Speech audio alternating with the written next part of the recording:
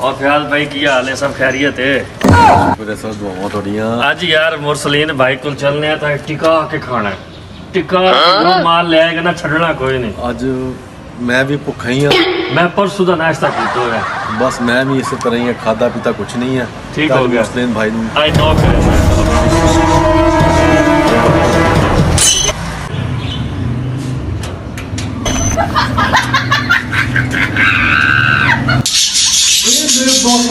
आ गए ने मेरे बेली लगता आज मेरा कबाड़ा करनगे। चलो करते हैं इन्हां दा इलाज। अस्सलाम वालेकुम मुरसलीन भाई। वालेकुम अस्सलाम भाईजान की हाल है? ठीक हो? सब खैरियत है? फोन ही नहीं चक रहे, लिफ्ट ही नहीं करा रहे। साइलेंट से लग जाओ यार। अच्छा अच्छा।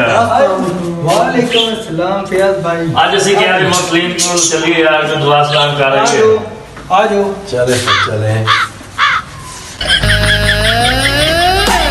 माशाल्लाह जबरदस्त। माशाल्लाह मुरसलीन भाई अच्छा घर बनाया है। माशाल्लाह तस्रीफ रखिए। बैठो। और क्लास सब खैर करिए थे, बच्चे बच्चे सब ठीक है? हाँ जी, ठीक है। और नवी ताजी गल्ला बात करो, मैं तुम्हारी खातर तो आज से कोई चीज लेके आना। ठीक हो गया वैसे। आज जरा बाहर दे रहा आप ब्रेकिंग में मिलावणी अल्लाह खैर करे। ठीक है ना? ਇੱਥੇ ਬੱਕਰੇ ਕੱਟੇ ਉਸਨੇ, ਇੱਥੇ ਮੁਰਗੇ ਉਸਨ, ਕੀ ਬਾਤ ਹੈ? ਨੂੰ ਆ ਲੈਣ ਦੇ ਜ਼ਰਾ। ठीक है।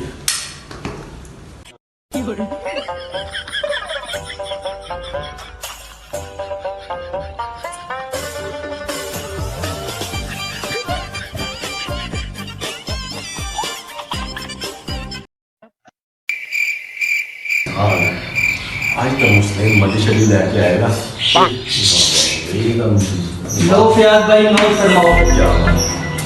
ए मुस्लिम की तकल्लुफ की तरह तकल्लुफ है भाईजान तकल्लुफ ही है। तेरी नहीं जरूरत। भाईजान तकल्लुफ ही है। अच्छा, चलो ले जाने ਇਹ ਕੀ ਤਰੀਕਾ ਸੀ ਬੰਦੇ ਨੂੰ ਭਾਈ ਨਾ ਗਾਲੀ ਤੇ ਨਹੀਂ ਹੈਗੇ। ये यार ये अजीब जी ਮੁੱਛਦੇ ਵੀ ਨਹੀਂ ਮਾਲ ਸੀ ਲੈ ਕੇ।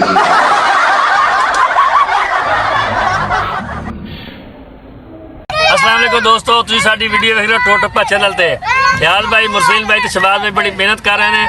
तुम इस चैनल को सब्सक्राइब करो, फॉलो करो तो दोस्तों नाल शेयर करो। और हमारे चैनल का नाम है टोटप्पा। मेरी शादी नहीं करवाने, मेरा चैनल सब्सक्राइब करो, लाइक करो तो झुमरी मारो।